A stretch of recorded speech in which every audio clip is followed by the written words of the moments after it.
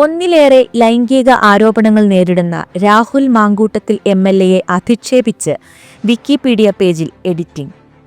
അജ്ഞാതർ യുവനേതാവിന്റെ page അപകീർത്തിപരമായി edit ചെയ്യുകയുണ്ടായി. Rahul മാങ്കൂട്ടത്തിലിനെക്കുറിച്ചുള്ള Malayalam profile പേജിലാണ് editing നടന്നിരിക്കുന്നത്. രാഹുൽ മാങ്കൂട്ടത്തിൽ എന്ന പേരിനൊപ്പം ഗർഭം കലക്കി എന്നുകൂടി ചേർത്തിരിക്കുന്നു. നിയമസഭാംഗം എന്നാണ് പദവി. പദവിയുടെ താഴെ മുൻഗാമി എന്ന സ്ഥാനത്ത് ഷാഫി പറമ്പിലിന്റെ പേരുണ്ട്. അതിനൊപ്പം വലിയ കോഴി എന്നും ചേർത്തു.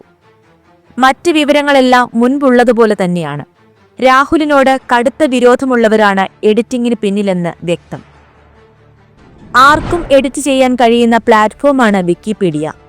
രജിസ്ട്രേഡ് യൂസർമാർക്കും രജിസ്റ്റർ ചെയ്യാത്തവർക്കും കണ്ടന്റ് എഡിറ്റ് ചെയ്യാൻ കഴിയുമെന്ന് വിക്കിപീഡിയ തന്നെ പറയുന്നു. ഇവരെ വിക്കിപീഡിയൻ എന്നോ എഡിറ്റർ എന്നോ ആണ് വിളിക്കാറ്. ചില ഇനം കണ്ടന്റ് എഡിറ്റ് ചെയ്യാൻ പ്രത്യേക പെർമിഷൻ ആവശ്യമുണ്ട്. രാഹുലിനെ കുറിച്ചുള്ള പേജിൽ 2-3 വാക്കുകൾ മാത്രമാണ് മാറ്റിയിട്ടുള്ളത്. യുവതിയെ ഗർഭിണിയാക്കിയ ശേഷം നിർബന്ധിച്ച് ഗർഭഛിദ്രം ചെയ്യിപ്പിച്ചുവെന്ന ആരോപണമാണ് രാഹുൽ മാങ്കൂട്ടത്തിലിന്റെ പേജിൽ വരുത്തിയ മാറ്റത്തിന് ആധാരമെന്ന് വ്യക്തം. അതിനിടെ ഇക്കാര്യത്തിൽ എംഎൽഎക്കെതിരെ വന്ന പാർട്ടി നടപടികളിൽ കോൺഗ്രസിലെ എ ഗ്രൂപ്പിന് രോഷമുണ്ടെന്നാണ് വിവരം. കടുത്ത അച്ചടക്ക നടപടി കുറ്റം ശരിവെക്കും പോലെ മാറിയെന്ന വിമർശനമാണ് അവർ ഉന്നയിക്കുന്നത്. കാളപ്പെട്ടെന്ന് കേട്ടപ്പോൾ തന്നെ കയറെടുത്തു എന്നാണ് രാഹുൽ വിഷയത്തിൽ എ ഗ്രൂപ്പ് കുറ്റപ്പെടുത്തുന്നത്. രാഹുലിനെതിരായ ആരോപണങ്ങളിൽ അതിജീവിതകളിൽ ആരും പരസ്യമായി രംഗത്ത് വരികയോ പരാതി നൽകുകയോ ചെയ്തിട്ടില്ല എന്നതാണ് ഇവർ ചൂണ്ടിക്കാട്ടുന്നത്.